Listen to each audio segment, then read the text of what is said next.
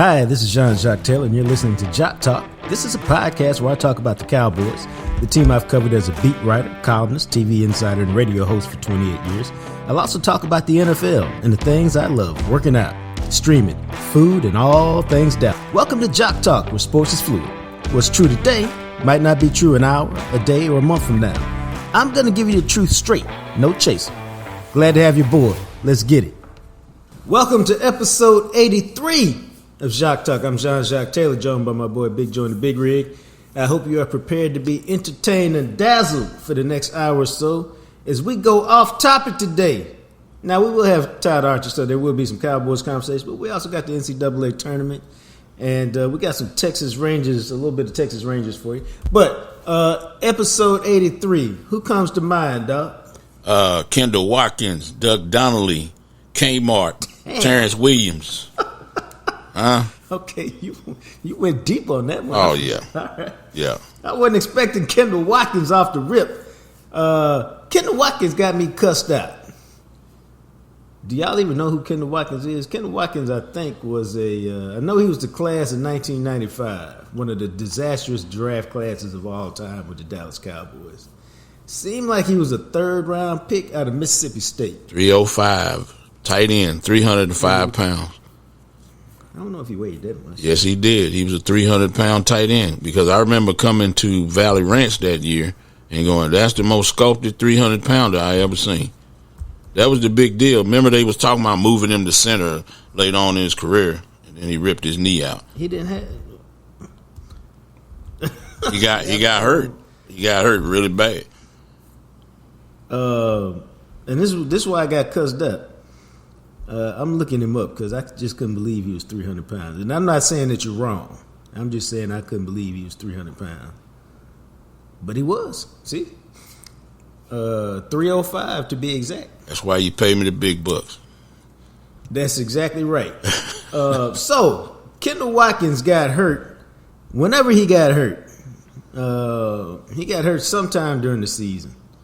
86, I think, training camp, whatever. Whenever he got hurt, he sprained his knee. I talked to Barry Switzer, as did a few other people. Switzer, it's not that serious.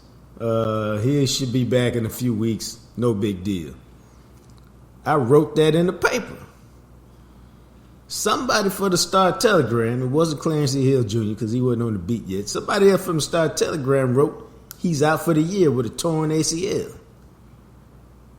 And so the next day when the paper opens up, he got a torn ACL. I got, he's out for a few weeks, he'll be back. I get a call from my boss, the Dave Smith, the most powerful man in the business at that point. Why don't we have this? What's going on? Why is their story different? And I said, well, I talked to Switzer and Switzer. Is Switzer a doctor? Why did you not talk to the trainer? Golly. And all I could say was, I guess I should have talked to the trainer. I guess the head coach was not in authority. No, you always talk. And he just went off. Now, just so y'all know, it's really okay if the head coach don't know. I mean, you just don't know. But, you know, after that getting cussed out, I then started to confirm with the trainer. Yeah, now you know. Coach yeah. Said. Yeah. Now I know. So, that's the Kendall Watkins story. Good stuff. He only played that 1 year in Dallas. He was a second-round pick, 59th overall. One day, and maybe we'll do it during the offseason because it's that time of the year. Maybe we'll do a series for y'all on the draft stories I have from my 28 years of covering the Cowboys because that 1995 draft was one of the most ridiculous drafts of all time, and it really set the tone for the raggedy Rudy Poot ending to the 90s. Was that the one with what's the defensive end? Was the first round pick? What's his damn name? Nah, I can't even remember. That ain't him. But, we'll go into it. Yeah. We'll figure it out. Maybe we'll talk about that Thursday. We'll start a draft series. But because I've been doing some research for a project I'm working on, just the whole thought process for that series was just ridiculous and just raggedy, and it just set the tone for all the disaster that happened at the end. And when you think about it and I tell y'all their thought process, y'all be like, huh? What? Who does that? And this is why the Cowboys sucked at the end of the 90s. So that's a wild way to get into the show. Well, this one of the reasons. It's one of the reasons I enjoy doing this show with you, because we get a random player and we get a pretty good story. So. Yeah, well, I was gonna come up with Golden Richards, but Golden Richards, yeah. Another speedster. I guess since I've gone down this tangent, Doug Donnelly, White Lightning. Yep. Is Ohio State. Yep. And he's my Facebook friend on Twitter. On Facebook, who I actually talk to fairly frequently. So shout out to Doug Donnelly, whose son played was a really good receiver at Southlake. Went to Cincinnati, and I think he's at Texas State or somewhere. I don't know. Okay. I can't even remember what it is, but he was a really good player coming out. What was the quarterback name? Number 8 for Ohio State from Dallas. Who, Roger? There you go. I'm friends with him some kind of way. Oh. How about that? Well, that's cool. Yeah. I saw Rod a few, I don't know, I've met Rod 2 or 3 times. Yeah, sometimes you see. Last time I think I saw him, I was in like a parking lot at Costco or something. Yeah. Rod Gerald is he's cool. He's also related to somebody I know. Yeah, it's a cool story right there. Yeah, I remember him in the 70s. Yeah. But if you're ever involved in an accident, and it's not your fault, car accident, trucking accident, you're at a business and you've been hurt, somebody else's negligence has caused you some harm, what you got to do is call 972-934-8900. When they pick up the phone, you just simply say, hey, here's my circumstances, what do you think? And I'm telling you, if Greening Law brings you on as a client, it has been a great day for you. For real. And that's because they take care of everything involved in a case like this. When I say everything, I mean everything. They want you focused on only 2 things and 2 things only: healing and renewal. That's all they want you to focus on. They want you to get your mind right, get your body right, and get your life back. And if you could do that, hey, it's all good.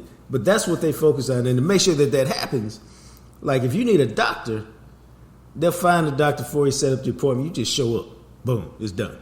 You need a specialist. And a lot of times in these situations, you do need a specialist. Hey, they find a specialist for you, set the appointment up. Literally, you just show up and go to the appointment. Why? I'm telling you, they want all your energy focused on what? Healing and renewal. Get your mind right, get your body right, get your life back. It's really that simple. Now, the other thing that they do is they guide you through the process, because if you've never been involved in one of these things, it's long, it's tedious, it's frustrating, it's anxiety filled, because you haven't been involved in it. You don't know how it goes. You don't know the twists and the turns.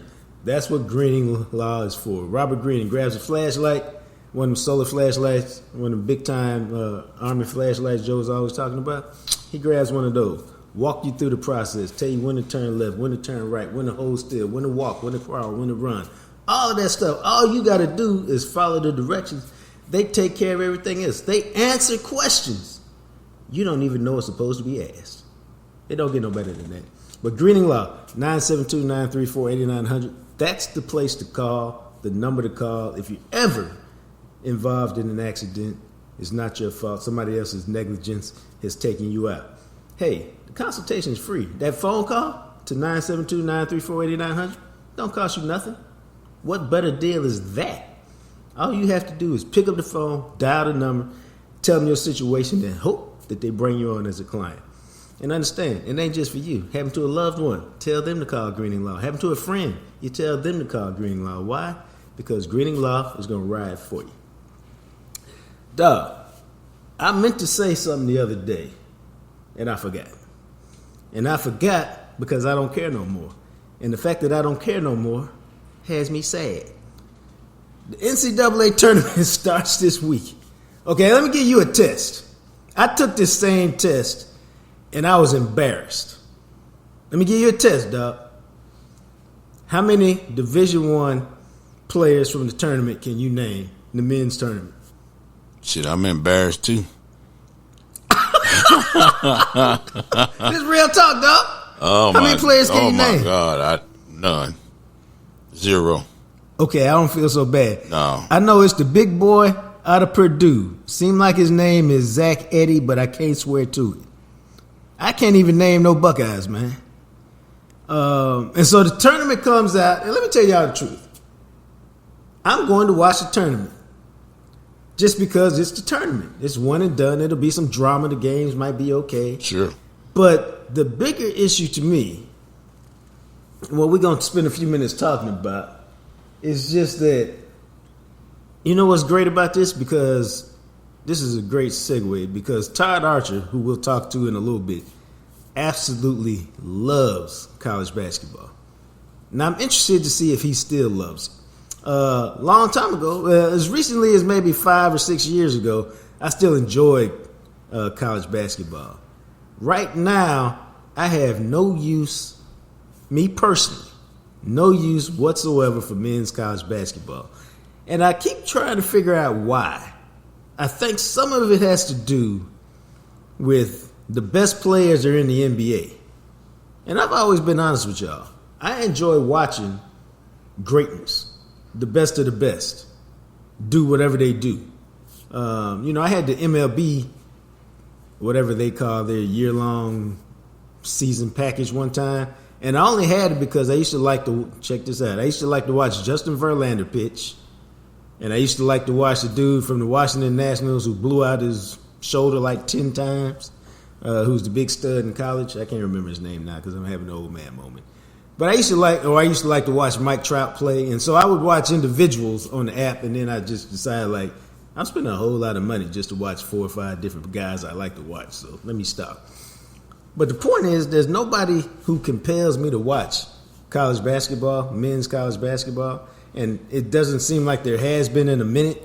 If you look at the NBA draft, most of those guys come from Europe, or come straight out of high school or something like that, or the G League, the G or whatever League, they're doing now. Yeah. And there's just and so I don't follow it. And I don't think, and again, it's me, the game's a little flawed because the best players are not in college basketball. And so I just don't even follow it all that much. I couldn't tell you the last time I watched the full game. And so I'm not finna sit here and try to tell y'all who to pick in the Final Four or any of that. I will tell you that the top 4 seeds in the tournament are UConn, Houston, Purdue, and North Carolina. Carolina got beat in their tournament by NC State. Houston got drilled in their tournament by Iowa State. And I think, I can't remember if Purdue lost or not. But anyway, where's your love level for college basketball? For me, a lot of things changed because of, I said this before, because of COVID. When sports stopped in general, just came to a halt, I found other things to do. And I was always watching the game no matter what. I don't care what is that shit where they sweep the ice and the little thing moves. I was watching curling. I didn't care. I watched everything. And so once sports came to a halt, I was like, you know what? There are other things I could be doing besides watching TV, because I was a sports nut. But college basketball, golf kind of went away from me. College basketball a little bit, maybe baseball. The major sports I stayed with. College basketball, I liked it. I always liked the tournament because you see some stars that are born in the tournament. Guys can be good all year, and there's always 1 or 2 guys that play their ass off in the tournament and get drafted too high sometimes, and sometimes they play their ass off and you never heard them before. Dwayne Wade comes to mind. I didn't hear him until he was tearing shit up in the tournament, and the next thing you know, he's a Hall of Famer. So, and then players don't stay in one school anymore anyway, so you don't get a guy 't 3 years at a school and you go, that dude is pretty good, and he took his little team to the tournament. Like Larry Bird would have never stayed at Indiana State. Players like that. He would have been like, hey, somebody would be like, hey, come over here, and let's do this. But yeah, that's why college football kind of went away, because I found other shit to do. Now, here's the interesting thing to me.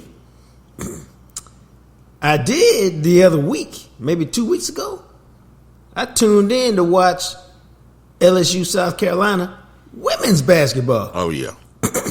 And I watched the second half of that game, and that was a damn good game. And just like I talked about last year at the women's Final Four, how I find the women's Final Four and the women's game far more intriguing than the men's game, because the women's game has what? All the stuff that I used to like about men's basketball. They got storylines in women's college basketball that me, and I'm not going to sit here and tell you I watch a lot of women's college basketball, but hey, their Final Four is South Carolina, Iowa, USC, and Texas. Now I do know that what? Now see, I compare this to the men's Final Four: UConn, Houston, Purdue, North Carolina. I know UConn won the championship. Check this out. For men's basketball, I know UConn won the championship last year over San Diego State. I know that Houston has been ranked number 1 for the last week or two, and they got your boy Kelvin Sampson as the coach. I can't name you a player on their team. Yeah, Houston got some Purdue, good. They got some good players sprinkled all over the NBA from last year's team. All right. See, I know Purdue got the big guy, and that's about all I know other than they're really good. And then you got Carolina, which had kind of a bounce-back season under Hubert Davis, blah, blah, blah. Now, if you look at the women's game, I go, okay, you got South Carolina. They're the number 1 seed in the tournament. They undefeated, and they're trying to win the championship under Don Staley. And they've lost like 3 games in the last 3 years. You got Iowa with Caitlin Clark. She's going to score 30 because she take her team to the Final Four in the title. You got USC that got the freshman Juju. I can't remember her last name. But she averages like 30 points a game. Cold. See? Look at you. You chimed in on that, see? Yeah. And I don't know who Texas got, but I know Texas got tradition and blah, blah, blah. I find it interesting that who's not a number 1 seed. And this is what I like about the women's game. It's changed. It's shifted. Stanford not a number 1 seed. UConn ain't a number 1 seed. But they still threats in the tournament. And the Buckeyes were number 2 in the nation last week, and then they got hammered by, I forget who beat them. Maryland beat them. But what I'm saying is, you got Don Staley, you got Caitlin Clark, you got LSU ain't even the number 1 seed with Kim Mulkey. Lots of personality. I think a lot of that too. I think a lot of that too is. I think a couple of years ago, the women's coverage was bad. The disparity between the swag and the locker room and the weight room, I remember and all of that. Oregon was it was terrible. I mean, the women's had like a hotel weight room, and the men had like a professional weight room. Then the swag they get, which the gifts they give them before NIL, it was like, hey, here's a doggone towel and some deodorant. That's your swag for the women. And the guys was getting Dre beats and all kinds of stuff, and they really spoke out about the disparity. But it's funny because in this day and age, with the exposure, like the social media and then the regular media and all of that, the more you get exposed to the women's game, the more personalities come out. Like you said, Don Staley, Kim Mulkey, LSU, Angel Reese. I can't remember the post for South Carolina, but they always got talented players. And Don Staley said something last year that I thought was interesting. In NIL, she said, my girls are making more money than the guys are in football. That's how popular South Carolina basketball is. And I was like, wow. Right. So, it's one of them things. And plus, the transfer portal for women's basketball had a couple of teams, it kind of evened things out, and then it was a game changer for college football overall, but for women's basketball, it made a lot of teams play better, and people weren't sitting in one school for long, and then we kind of got super teams. What's my girl name? Haley Van Leet. I can't remember her last name. Yeah, she went from Louisville to LSU. Yep. And her make them a super team, and they still not number 1 seed. That's right. They still lost to South Carolina. It's just a lot more personalities, and a lot of these girls got personalities, and the more they get, the more exposure they get, it's like the better it is because You didn't know they had that. Like back in the day when we watched men's basketball, you had John Thompson, you had Lou Conaseca, you had Jim Boeheim. Those were strong personalities in the men game. Rick Pitino, right? And I don't know that they have a whole lot of personalities right now in men's college basketball that act a fool or really get crazy on the court like Kim Mulkey, or that quiet kind of reserved fire that Don Staley has. The only coach we knew for women was Gino Auriemma in Connecticut, and Todd Vandermeer. Yeah, and Pat Summit. So we kind of knew a few women's coaches, but now you know more. And these girls just get more exposure, and they just better. And another thing I think is the training they do. The basketball is better too. Right. A bucket is a bucket. The beauty of the game is like ain't no she play like a girl. It's that her ass can play. Ain't none of that. You know what I'm saying? Ain't none of that sexy stuff where she play out. No, if you can ball, you can ball. That's just it. Well, Doug, I just went and looked it up. UConn is a 3 seed, and LSU is a 3 seed. Mm-hmm. They're not even 2 seeds. Notre Dame had a good program for a long time. They're 2 seeds. But, the whole point of the conversation is the women's game, as Joe said, has a lot more personality to me than the men's game. They play a nice brand of basketball. I don't sit there, like you just said, talk about, it looks like some girls playing. No, it looks like good basketball to me. Mm-hmm. They hit their free throws. They can shoot. They can drive. I mean, they play good. They play good basketball. It's fun, entertaining basketball, and they got personalities. And so it's just wild to me, man. But the women's game is taking over. And it really reminds me. I just had this random thought before we called Todd Archer. That's why I liked women's tennis more than men's tennis for a while. When I was watching tennis, because they had Venus and Serena, and then they had a couple others, and they had some rivalries. That's a whole nother. That's Venus fine as hell, so I don't know. Yeah, I'm just saying. Going there, man. Well, I'm going there. Hell, what is she? She ain't a little girl. That's a grown ass woman right there. She fine. Yeah, no, she's 6'1" with a 190. I mean, with a 100-mile-an-hour serve. But no, I just like the women's game. I liked it because it was 3 sets. Yeah, and it was a lot of competition and a lot of personality. Okay, you watch tennis. That's what I like. You watch women tennis. I watch her. It's all good. No, I don't watch it no more.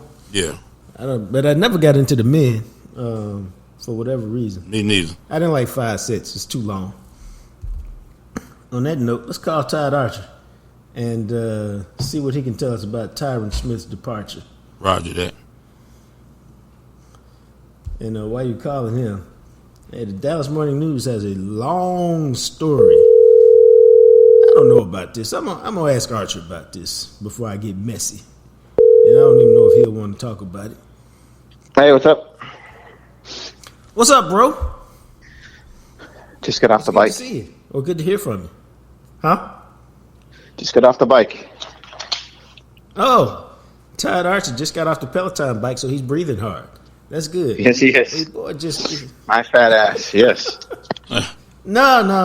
Yeah, you're you still.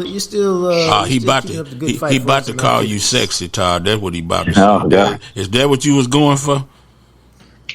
No, I was refraining. No, I'm saying, is that what Todd was going for? You want, That's not what I was going for. I'm just asking, man. It's get weird over here sometimes. That's okay if you are. If Jacques was nice to me, he'd help me out with a little soda membership or something. But he's not, so whatever. Hey, we've been. Is that a sponsor of this show? Fitness. Yes, we've been giving recipe and fitness tips on the Monday episodes of the show. Okay. But, if you want me to text them to you, I will, because you're my boy. I got a lot of recipes. You an air fryer guy? Do you cook? I cook. Yeah. Yep. Okay. I'm the cook in the family. We have an air fryer. We need a bigger one though. Okay, you got the double drawer. You can only do one thing at a time. Yeah, just a single. Yeah, you need to get the double drawer. But I got a lot of great recipes for the air fryer. You can get done, and get the oven with the air fryer. I don't really cook anything less than 15 minutes. Nothing I do takes more than 15 minutes, and I got about 10 recipes I give you. Change your life, bro. Get you sexy. Yeah, see, I knew something with that. See what I'm saying? See what I'm saying? Right there, dog. You don't know what you're gonna get, man. This show like what you say. This show like a box of chocolates. You don't know what you're gonna get. Okay, I was going to say something. I figured I would run it past you before I said it. I read a long story in the Dallas Morning News this morning about Leighton Vander Esch because he announced his retirement yesterday, and it talked about what this great leader he was. And I was like, I remember him being a good player. I never remembered him being some really great leader. Did you remember that about him?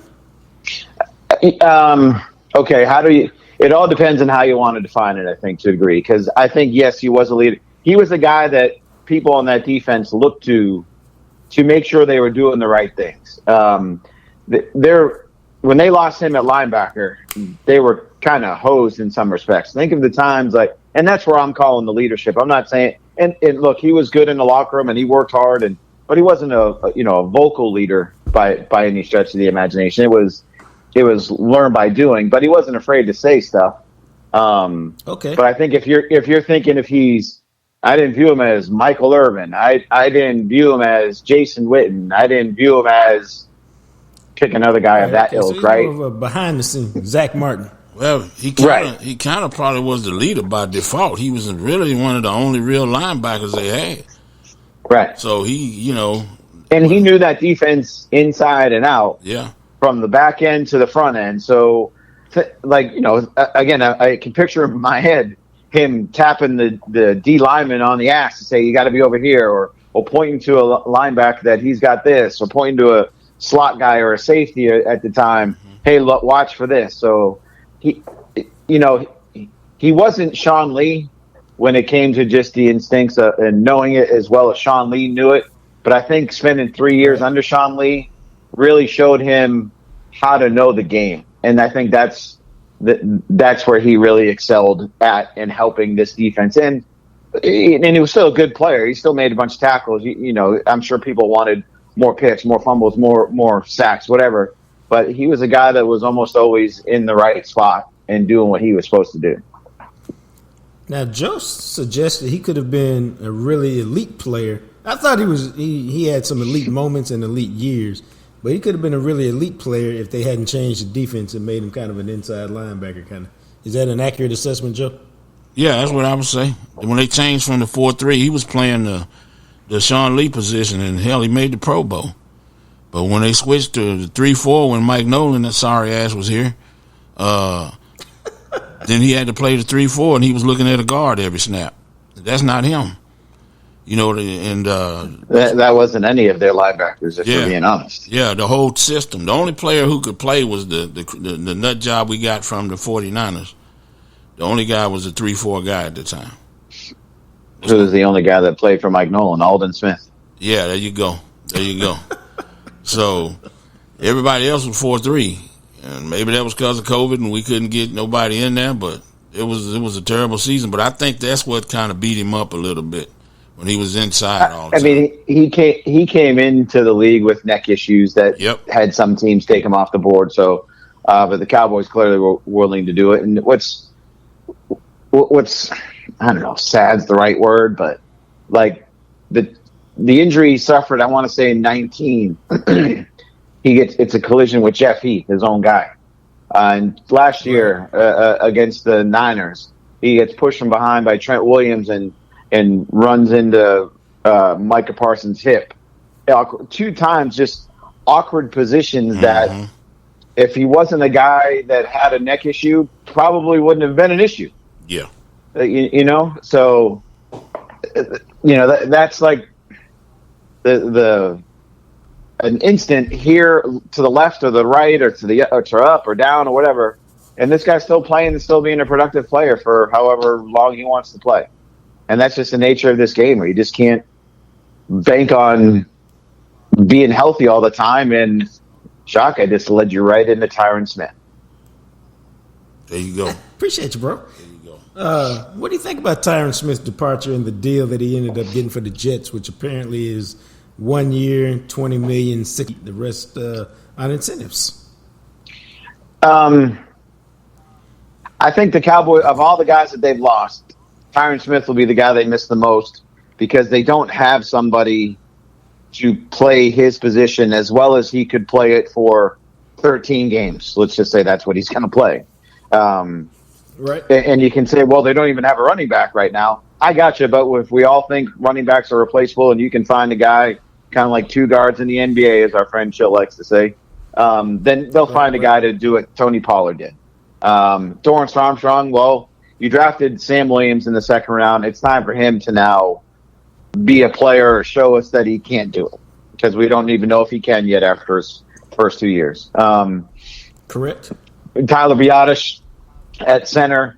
Yeah, I guess they'll miss him too because you're counting on a guy like Brock Hoffman or a TJ Bass, but I don't think I would have given Tyler Biadasz $10 million a year without seeing the structure from Washington. But I think with Tyron, this one hurts. And he played really well last year.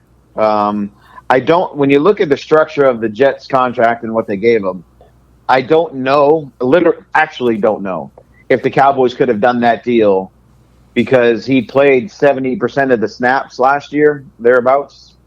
Yeah. So if you did, so his cap figure starts at $11 million. So then if he goes above the $11 million, you have to have that cap room available as the year goes on to pay him out the incentives. So and I'm sure there's ways that they could have tricked it up and gotten it done. But I think when we all reported that it was unlikely that he was going to return from the combine, people should have believed us. I mean, and I don't know if it's and look, is it the Cowboys couldn't do it or didn't want to do it? Right? And those are two different answers. Right. And to me, in some respects, what they're going through, I'm sorry, I'll finish up here. I'm rambling, I know. The Cowboys are in this spot where they were after oh gosh, help me out, Jacques. Was it the 2010 season when they got rid of Colombo, Andre Gerard, Leonard Davis, all those guys, right? Yeah. This is the same kind of deal they're going through now with this offensive line to a certain degree. And I would venture a guess that after next year, we won't see Zach Martin either because he'll retire or he's going to go somewhere else. So there you go. That's I'll let you jump in there. I had another thing I was going to say about the offensive line, but it's but this is 2010 was the year. Yeah, I wasn't necessarily disappointed that they let Tyron go because it's the nature of the beast of the league. It's how the league works. Your job is to be prepared for when Tyron Smith goes to move Tyler Smith there, which is why they drafted him. And now they're like, no. And I don't know if they're doing that because he looks like he's a great guard. Well, I hope not. Like, I really hope they don't. Like, if I'm not mistaken, didn't they say we're drafting our left tackle of the future? I mean, it's a lot easier to find a guard than it is to find a tackle. But anyway, I don't disagree with. Yeah, I think they're going to keep Tyler's. Let me change this. I think their druthers right now is to keep Tyler Smith at left guard because remember you're breaking in a new center and theoretically a new tackle. So if you move Tyler, you really got three spots that are going to be new. Yep. Obviously Tyler played there as a rookie. I got you, but he didn't play there last year. So now you're going to have your whole left side is new. Whereas if you keep Tyler at left guard, he can help whoever your center is. He can help whoever your tackle is. He can be strong up the middle. That's what Zach Martin does for Terrence Steele. Yeah, he kind of solidifies that side over there. Right. Yeah, I see. They would be guard strong, and that's less holes to patch. Guard strong on both sides. Yeah, I like that. And hopefully, your right tackle plays better. His second year after injury, and I think he was better as the year went on. Yeah. And I think Terrence Steele's a good player. He's a good, solid right tackle, and he gets back to that level. They're okay at 3 of their 5 spots, and they'll have questions only at, which isn't good. I gotcha, but they only got two spots that are pretty big time spots in your center and in your left tackle. Mm-hmm. So, and that's what I'm going to say. Well, real quick about, let's hope they deal with their offensive line better after they got rid of Gerard Colombo, Leonard Davis, than they did in 2011 when it was Doug Free, good, solid left tackle. But then it was Bill Nagy, Phil Costa, Kyle Kozier was solid, and then a rookie Tyron Smith. And then in 2012, it was Doug Free, Nate Livings, Ryan Cook, Mackenzie Bernardo, and Tyron Smith. Like, you got to do better than that. Boy. Yeah, that's bad. Yeah, that's probably why they went 8-8 both of those years. Right. And maybe a miracle that they went 8-8. Yeah, for real. Yeah, that might have been a lot of Tony Romo's work right there, getting them to 8-8. You feel like they're going left tackle in the draft? I think it's either left tackle or center. And of all the tackles that are going to be available, I don't know how many left tackles are going to be available at 24. And, there's some interesting names out there. And, the Arizona kid, Morgan, has been linked to them, or mocked to them. Let me change it that way. Right. You've seen the Guyton kid from Oklahoma. I think Mel Kiper had him there today in his latest mock. I don't think that's the guy right now that I believe that they're looking at or considering. And the Mims kid from Georgia, I think he's only started 8 games. Like, right. That's a little dicey in my mind. So if you can get the Oregon center in that spot, I'd be okay with that. If somehow the Washington tackle were to fall, and I don't want to pronounce that kid's name because I'll just butcher it. I've seen that kid play live, and Jacques, you know how I watch games. My eyes don't go to the offensive line. Like, right. I kept watching that guy during the Pac-12 championship game I was at live and thinking, wow, this dude's good. He can move. He's smooth. Like, man, I was impressed by that guy, but I don't know if he'll be there. So, but if and then the Latham kid from Alabama is another one to look forward to, I guess. But if you don't get your tackle at 24, where are you getting your tackle? That's the issue. Yeah. And that's why I wonder if, why are they not looking at a veteran stopgap type guy? And look, I'm sure there's one guy out there at the moment in free agency that you say, oh, okay. And maybe it's Charles Leno, played in Washington, but it doesn't seem like they're heading that route here at the moment. But usually that's what they do in free agency is fill these holes. And I guess you can look at Rico Dowdle as filling the running back hole a little bit, even though I think they could probably do more, should and will do more than just that, obviously, in free agency. But I think it's tackle or center at 24. And now watch, it'll be frickin' cornerback or wide receiver or something. I was going to say, now, somebody was saying on one of the radio stations I was listening to while I was driving around that, how can you expect the left tackle to come in and play and do this or do that? And I was like, well, they seem to have a pretty good track record drafting offensive linemen in the first round, whether it's Tyler Smith or whether it's Zach Martin or whether it's Travis Frederick. So, I mean, overall, aside from last year, which is still up for debate, they draft, really well. And so, I think they'll figure out how to make it handle from a draft standpoint. Right. I had somebody on Twitter. Hey, I had someone on Twitter say to me, how can they get a first-round offensive lineman to come in and start at number 24? And I was like, Tyler Smith was number 24 overall, and he started at left tackle. Travis Frederick was, 31? He started every game at center. They've shown they can do this. So, so do it again. I mean, it's not out of the realm of possibility. My only fear is when they're in these situations, and I'm not the draft for me is gray. Everything is gray. but you're in a situation where you're drafting for need versus best player available. Where I will say the gray of that is you're always drafting for need. What are we doing here? Like, you're looking your roster up. You draft, if you need 3 linebackers, you're taking a linebacker at some point. Like, that's drafting for need. But so I do wonder if they might skip over a better player because they've kind of pigeonholed themselves into this spot on the offensive line with how they've gone about it. I know, man. So forgive me in advance. Oh boy, here we go. Seeing any movement on Dak anytime soon? Oh, this is what you have me on here for, Jacques, right? I don't know. Yep.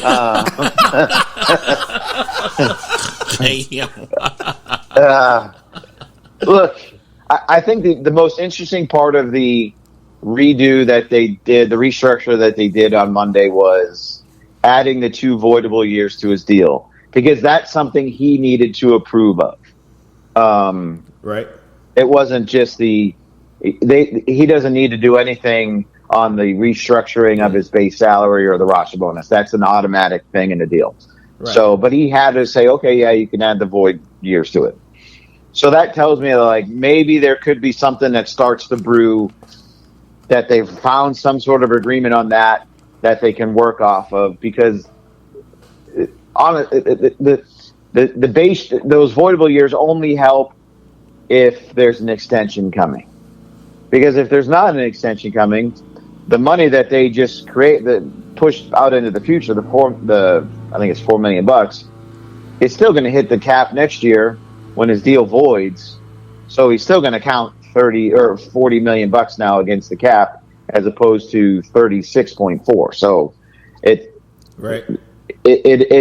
makes me wonder if something's happening on an extension, but I don't know.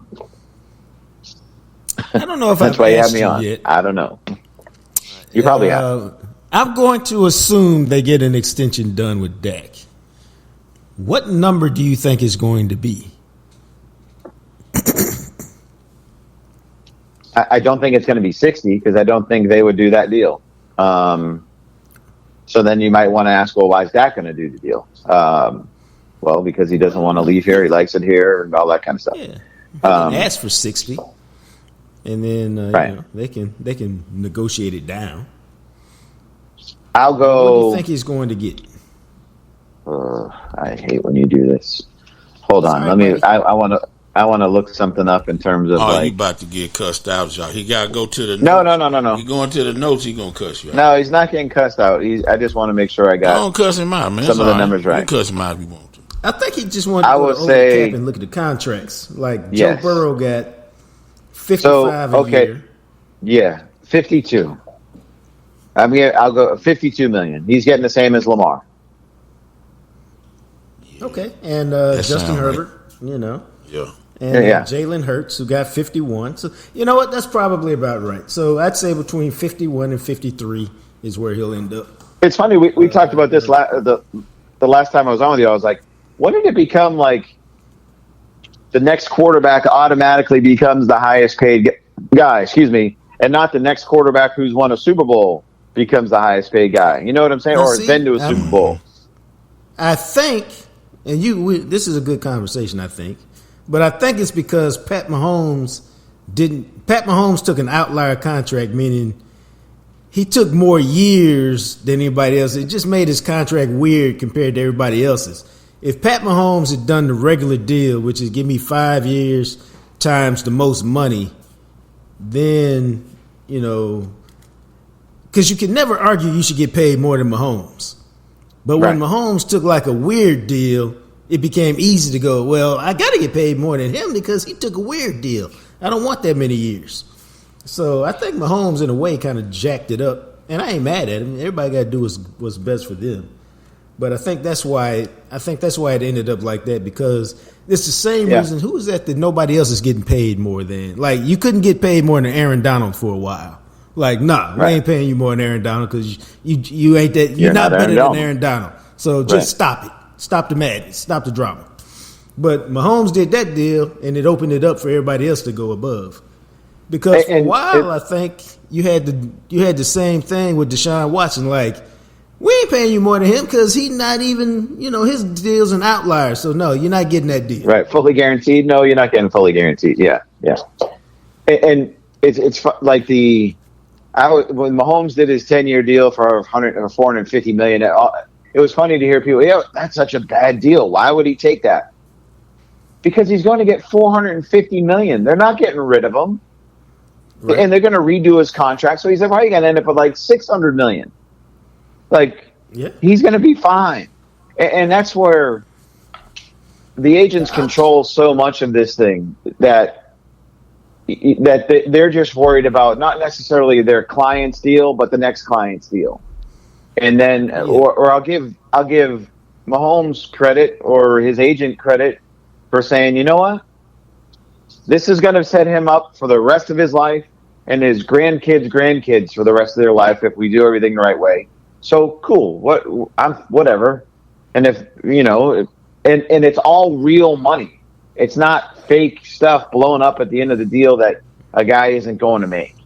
Dude. So I think, and I'm not speaking about Dak, but I think all players should realize, sometimes just going after every dollar isn't the best thing in the world. And I don't mean to, I don't even want to say it that way, but put it like because you should go after the best. You should go after all the money you can get, especially in this sport when it's not guaranteed. But you have to just think of whose interests do they work. I guess what I'm trying to say is the agent works for the player doesn't work for the agent. Right. Well, right. Is that what I'm getting? That's probably what I'm getting at. So let me ask you something. Well, I'm always reminded. Hold up one second. Okay. I'm always reminded of the deal we just talked about. Tyron Smith never had the biggest deal, but he got all his money. Right. That 10-year, $100 million deal he signed, he got the whole 100. And so when you sign a good deal for you and you're not so worried about the biggest deal, you don't have to worry about getting cut because of salary cap, because your deal kind of always falls in line and you're kind of always right. And it took him they took him to year 10 to get him on a pay cut. Yeah. After he missed 30 games. So exactly. No, I listen. Okay. Sometimes if you listen long enough, you get the answer to your question. Because I was going to try to get it in layman's terms. Is you talking about front loading the contract? No, y'all talking about the best deal, like you say, where you ain't trying to make all the money so you can get paid all the way through. Yeah, I got it. So I listened long enough. I got my answer. I even did that for myself. It was about a couple years ago.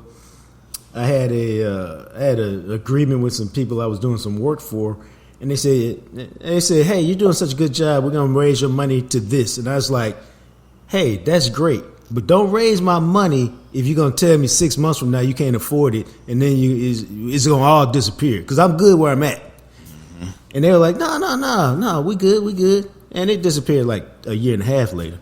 But the point was, I don't want all the money. I want the long-term play. So I'm good right now. You don't have to give me no more. I just want it steady, as opposed to getting a little extra right now. So trust me, I know there are players that have done deals over the years that have said, I just don't want to be a salary cap cut at the end. Yeah. Bro, I want all the money I can get without being a salary cap cut. So yeah, right. I'm down for that. In today's and are you foregoing some cash? You probably are. But in the grand scheme of things, if that's what you want, if that's what matters to you, I'm thinking of Skandrick. Yeah. I think when he signed his deal in 2008, this is maybe a different point, but his magic number, I think, was I want to get 20 million guaranteed or 15 million guaranteed or whatever the number was. Let's just call it 15. Right. And as soon as he got 15, he's like, I'm good. That's all I needed. Yeah. I'm good. And so the deal got done. Right. And to the Cowboys, what matters in these deals is structure. To the players, what matter is cash, and what the agents matter is their next deal. So trying to make all three of those things come together can sometimes be a hard thing to come by. And that's why Todd said what he said, which is the player has to always remember, I'm the guy. The agent works for me. And ultimately, if I say, hey, go get a deal done, just make sure you get this, then go get that and go get the deal done. as opposed to trying to squeeze every last single solitary dollar that you ultimately might not even see. Before we let you go, bro, we had a good conversation earlier that I know you'll like to chime in on. Where are you with men's college basketball? Because I have no interest in it these days, although I will watch the tournament this week. I love college basketball. I know. I'll watch. That's why I thought you would be good. I'll watch games that I don't know anybody who's. I just love the atmosphere. I mean, I know it's. I'm not talking about it's the greatest basketball or it's. These are the players we're going to see in the NBA and da da da da da. I just love the atmosphere about it. I love the energy. I love the all that kind of stuff about it. And then because I think ultimately, if I had to do all this over again, I would have tried to become a college basketball coach. So you played basketball, right? Oh yeah, everybody's looking for 5'8" point guards. Yeah, but I played in high school. No, I played in high school. What I'm saying is when he had that vertical though. When you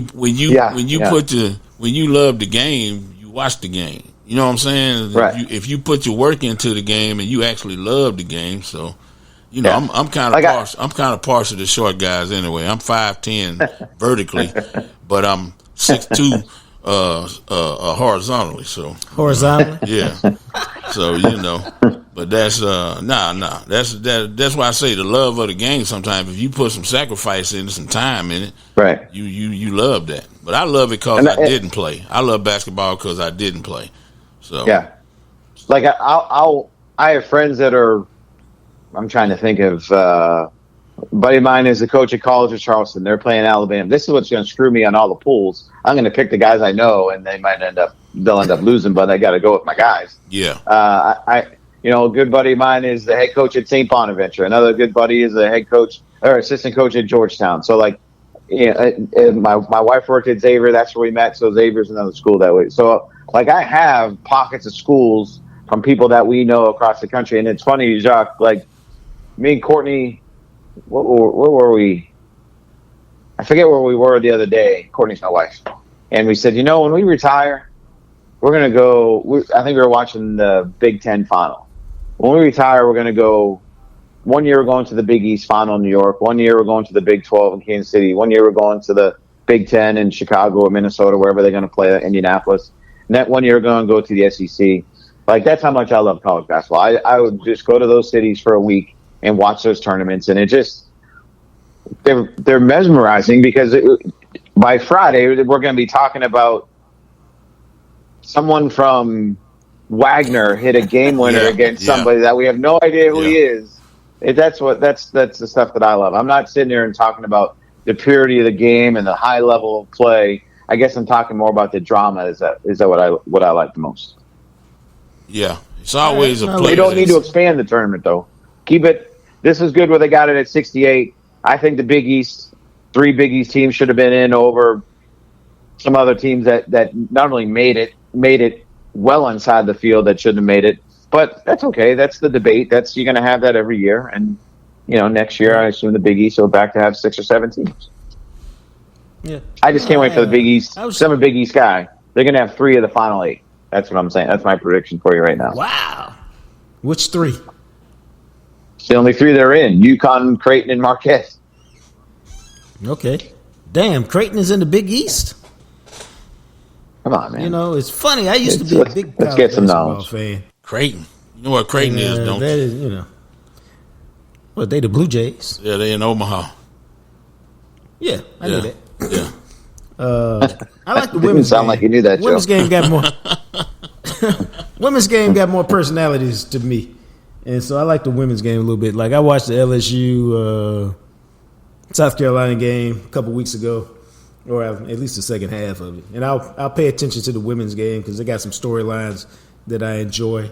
But I used to really like college basketball. Now I think it went like baseball for me. It just became kind of boring to me, and I just kind of faded out of my consciousness. But I knew you would love it.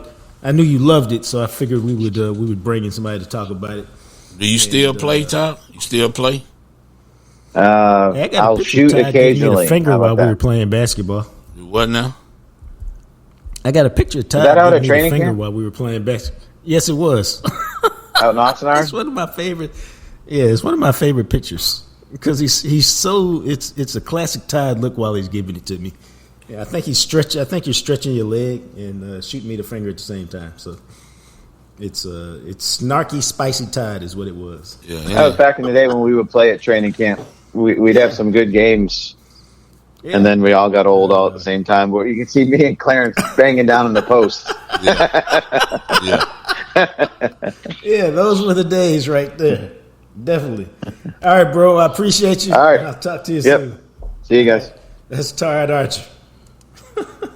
Brought to you each and every Wednesday. Yeah, he said by we Smokey all John's Barbecue. we all got old at the same time. That's a good line right there. Smokey John's Barbecue, 1820 West Mockingbird, home of the Jam Session Bowl, where my boy, one of my boys, Newey Scruggs dropped by Smokey John's Barbecue yesterday. That's right, Newey Scruggs from Channel 5 dropped by Smokey John's Barbecue, had the Jam Session Bowl, said it was delicious, and it was so fulfilling, Newey could not finish the Jam Session Bowl. He didn't even put a dent in it. He embarrassed himself. Real talk. Now, he did admit that it was love in your mouth. But it was great. But he said, I just can't eat the way I used to, so I'm going to take it home and have it for dinner.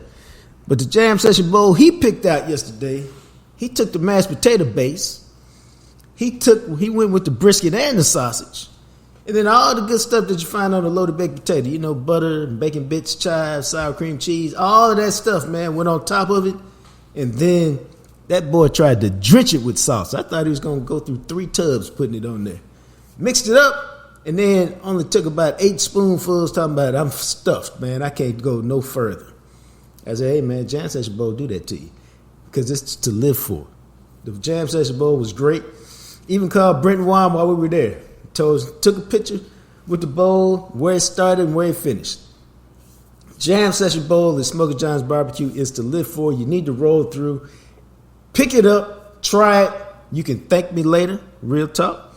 Now, if you need Smokey John's in your life more immediately, you can go to the website, SmokeyJohns.com. Click on Marketplace. Get the sauce or the rub. I got some right here. Have it delivered to your home in a couple days. You can enjoy it there. Or, check this out, bro. If you got to have it like right now, you can hop in your car and go to H-E-B, wherever. Waxahachie, Burleson, out by Joe, out at the Start by Frisco, Allen, McKinney. Anywhere you find H-E-B, man, it's on the shelves, baby. You can go pick it up on the shelves, have it at your crib today. But Smokey John's Barbecue, it's outstanding. I had a rib sandwich yesterday. I ain't gonna lie to y'all. I had a rib sandwich. Fantastic. Meat fell off the bone. You could have sucked it off like it was I don't know. Oh, Pause. Let me just leave that alone. Pause. Yes. Damn. Yeah, I was gonna say, let me just leave all that You alone. ain't lying. Golly. That's Smokey John's Barbecue. It is to live for. It is love in your mouth. Yeah, Let's move on to the block, man. I don't think Newey said. Hurry up, man. Just go to the block, I man. don't think Just go. Newey said all that. I'm gonna have to just- get with him. I don't think he said that. No, we good, dog. Yeah, we good. You distance yourself, partner. I hear you. Let's do this. My man, 50 grand. Go ahead. You like that, man. Yeah. I had another topic planned for today, Yeah. but I was talking to David, the content guy, beforehand. He asked for a glass of water, and so I pulled out. You know, I told you I like drinking out of glass bottles. I pulled out a glass bottle, and he said, "Where do you get that from?" I said, "Dog, I got it off Amazon." And I poured him a glass of water, and he's drinking it. It was delicious water. But he got me thinking about, I just order stuff off of Amazon all the time, dog. I don't even go to the store no more half the time. Whenever I see something, first thing I do is look and see if I can get it on Amazon. And if the price is good or close, or even just a little bit more expensive, I just order it to the crib. I got packages every day. It's like Christmas every day, almost coming to the house. I I think I have. What is today? Today is Tuesday. I think I've had a package 4 consecutive days show up at the crib. What's your love of Amazon, bro? You got some love. You got a lot of love. A lot of love. You got no love. Well, as a former truck driver, Amazon and eBay used to be my best friend because, let's say I got my yearly bonus. It's a pretty big bonus, safety bonus, right? For not running over shit. Right. And that thing would come in, and I'd have to wait home. I'd have to wait till I got home to spend it. So that would get everybody a head start in my family on my money. So I'd have to wait. Check come in on Monday. I had to wait till Friday to get home. Well, Amazon, eBay first, and then Amazon allowed me to get them little boxes from heaven by the time I get home. So I love Amazon. So what's the last thing you got on Amazon that you can tell us about? Boy. Let's see. I ordered a doggone replacement. I'm boring. I ordered a replacement keypad for my alarm system at home. I ordered a couple of flashlights. Man, I've had about. I ordered a couple of flashlights. I ordered a little refrigerator for my man cave. Right. Yeah, did you not? That's a big item. No, not really. You know, it's a mini fridge. I mean, it's a mini fridge. It's a baby fridge. It's like $50. Frigidaire make a little thing, a little refrigerator. You can put like 15 cans in or 8 bottles in, and it's pretty convenient. It'll fit on your desk if you want to. And I ordered one of those, so not the mini fridge. Oh, okay. But yeah. So Amazon is the bomb. I don't do anything exciting on Amazon. I don't order no whatever that is, shea butter or fragrances or whatever you order and all that. I don't know all that, them glass bottles and stuff. I'm not that refined.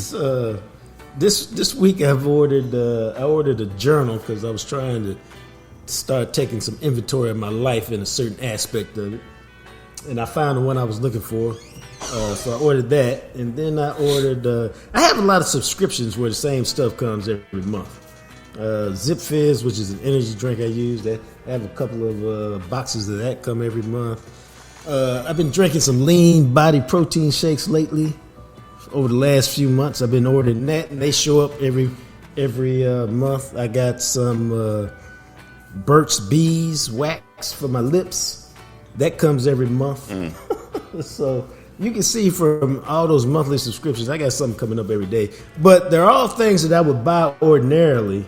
And so I like the fact that just as I'm running out, they show up and I don't have to go to the store and pick them up or use any time to go by the store. Orders some chips off the other day because I want an individual bag instead of one big bag because a former fat guy like myself, if I order a big bag, dog, I'm going to eat the whole bag.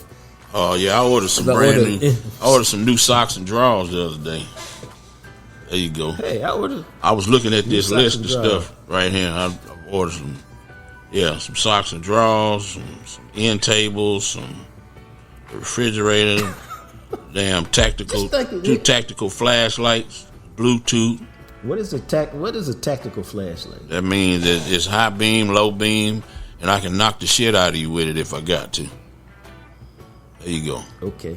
Yeah. Well, Okay, man. Yeah, you get the shea butter. Anything I put in my hand is pretty much a weapon. So it's like that. How has Amazon changed your life? I don't have to get up. I don't have to get up and go to the store or just. That's why I bought 5 security cameras. I had 5 security cameras to my shit. So now my house is 360. Bring your ass up here if you want to. I'm talking about criminals. I ain't talking about you. Just saying, y'all come over here if you want to. It's all good. You're gonna be bathed in light. Amazon has changed your life because it seemed odd. Like I remember, dude. This was probably about 10 years ago. Somebody put a challenge out. Maybe it was 15 years ago. Somebody put a challenge out like, hey, we will pay you $100,000 if you will stay at home and you can't leave the house. Could you survive? And it seemed so crazy Back then, like, man, I got to load up on all these supplies. I got to do all this other stuff. Man, please. If you're going to pay me to stay at the crib outside of just going stir crazy, you can have anything shipped to your house. Like when I moved into my new apartment, downtown Dallas, high rise, I literally furnished it on Amazon, through Amazon. I'm talking the chair, the sofa, the coffee table, the desk I'm sitting at, the chair I'm sitting on, the bed in my bedroom, all of it furnished on Amazon, bro. It all showed up at the house. Some you had to assemble. Like, the amazing thing was the bed was rolled up like a tube. I had never seen anything like it. But it works. And so it was just amazing to me that you could furnish the whole apartment on Amazon, never leave your house, and set it up to arrive the day you're supposed to show up, and boxes just arrive. All you do is pull them over. And if you, like me, have your handyman put it all together, and you're good to go. But that's how Amazon, to me, has kind of changed things. It's truly, you don't have to leave home to get things accomplished. Well, I like, I kind of shop in reverse kind of. If I go somewhere and I look at, like, say if I go to Best Buy, I'll look at the TV I want. Right. And then look for it on Amazon. But what Best Buy does now is they sometimes they don't keep stuff in stock. And then sometimes they'll price match with Amazon. That's how they done stayed open. Yes. Some of those stores won't. Best Buy does it. Yeah, Best Buy will match with Amazon. As long as it's Amazon and not a third party, they'll match the price. Yeah. Which is good, because I when I bought my drones, I wouldn't buy them. I didn't want them to be shipped over Amazon because sometimes they beat that stuff up, and that stuff is real sensitive. So I went to Amazon, and then they matched the price. They matched the price of Amazon for the drones. So, that was kind of cool right there. Well, we just thought we'd take a little trip and tell you about Amazon and how it's changed my life since David was very impressed by my glass bottles over here. Did he say it was love in your mouth? Was it love in his mouth? You know what? I mean, I'm just asking, man. No. That's your catchphrase. I don't know. It was cold water. Let me ask David. I'm going to ask David if it was love in his mouth. We're not going to ask David about that. Yeah, I ask him off there. That's only for Smokey John's. That's their code word. Gotcha. Let's move on before we get up out of here real quick. I just want to touch briefly on your Texas Rangers because they're 2 weeks from the season opener, and I had an interesting conversation about them yesterday. Everybody, it seems, wants to know why haven't the Rangers re-signed Jordan Montgomery? How come Ray Davis hadn't spent the money to get Jordan Montgomery done? And you know what, dog? I haven't spent much time thinking about it other than, wow, who doesn't want Jordan Montgomery? He was great down the stretch. You don't win the World Series without him. He was that dude. Why don't you want him?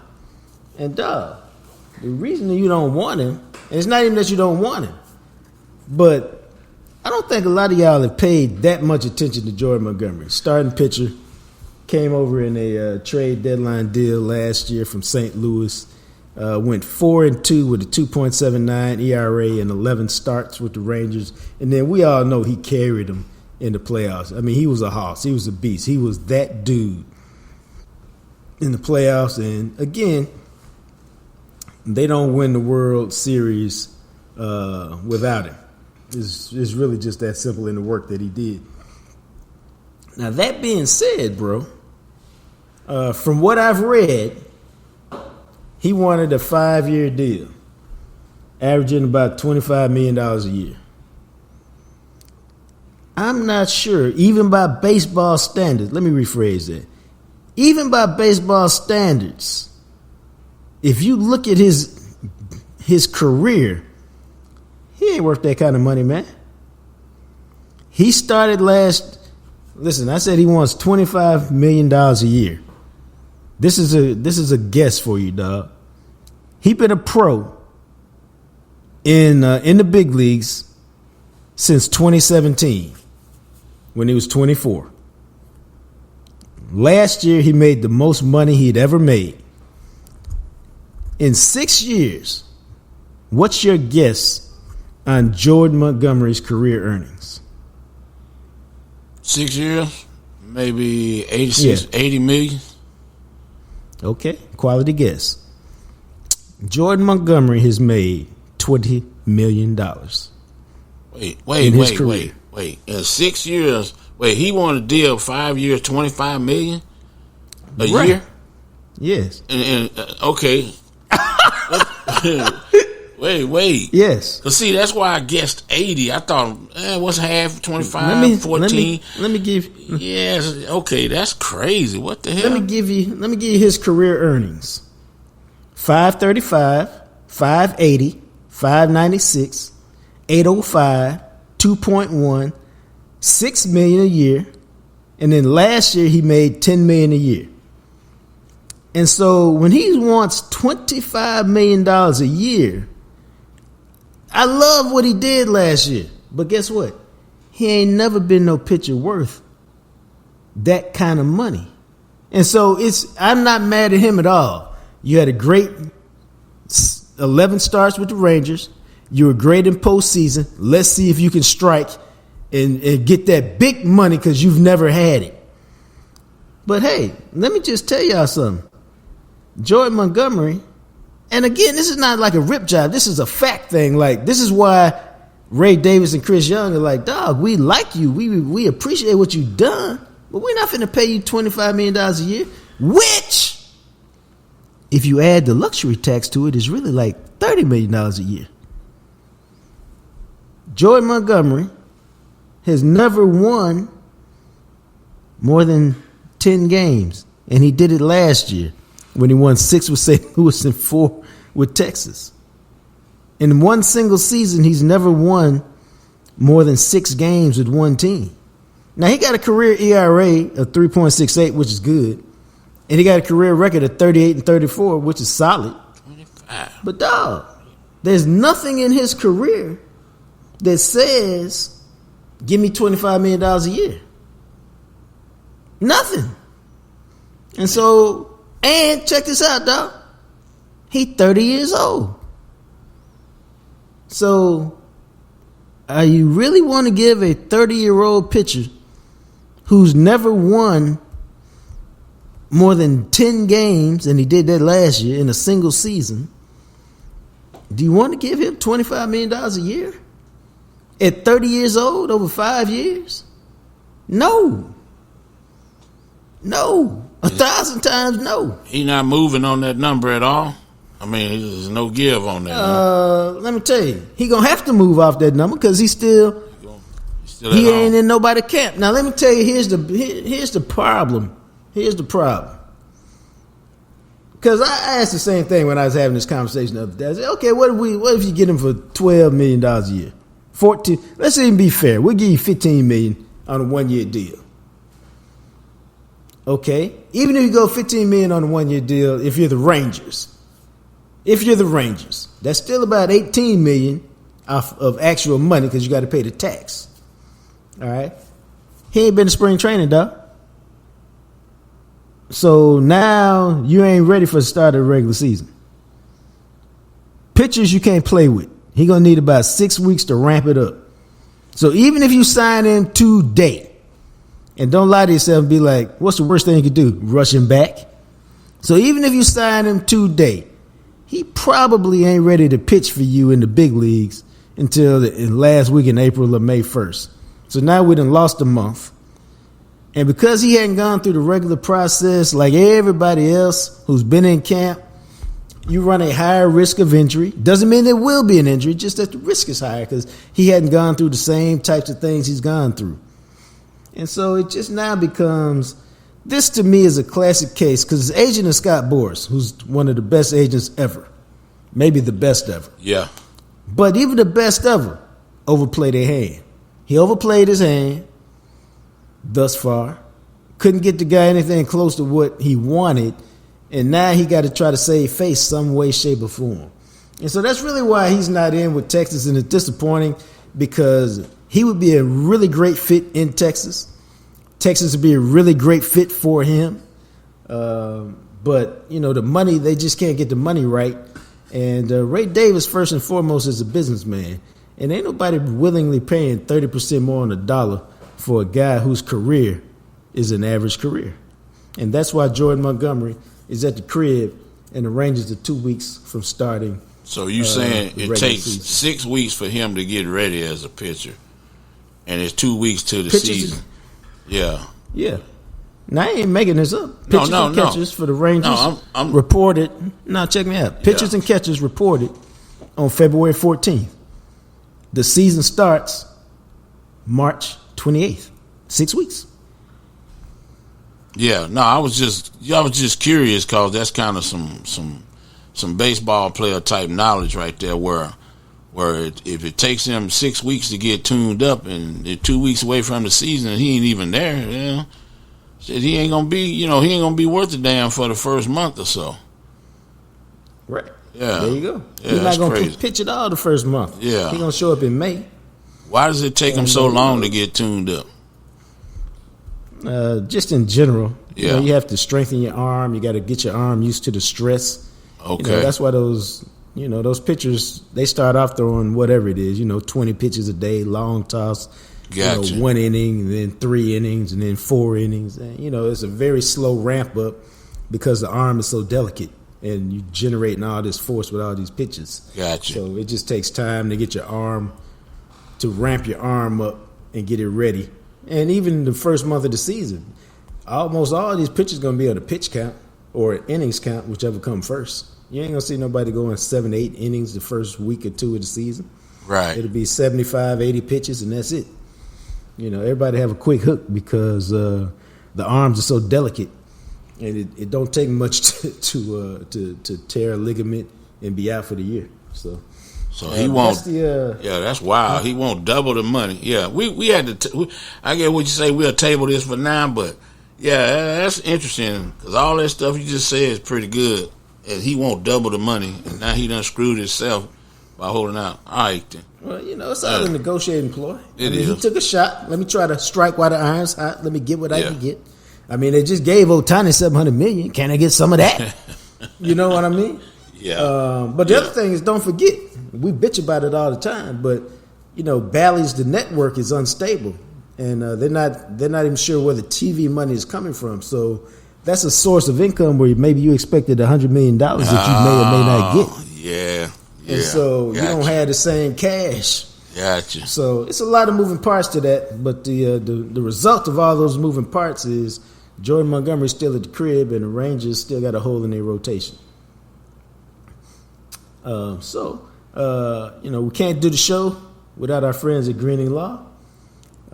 We always appreciate them, as well as Smokey John's Barbecue, 1820 West Mockingbird. Remember, we need you to go to the YouTube channel, The Real Jacques Talk. Subscribe, like, review, leave a comment. We'd appreciate that. We got some big things coming up in May, start of May. Matter of fact, we got one thing we're going to do on Thursday to set up for the rollout. So we got that coming. Follow us on IG at The Real Jacques Talk. You can follow me on Twitter at JJT Journalist. I am Jean-Jacques Taylor is the handle. The book, Coach Prime, Deion Sanders and the Making of Men. You can find it, BarnesandNoble.com, Walmart.com, Target.com, Audible.com, wherever you find your books, you can find my book. And it's well worth the read. Takes you inside the 2022 season with Deion Sanders and why he is the coach that he is at Colorado. So for Big Joe and the Big Rig, until we chat again, you guys be blessed.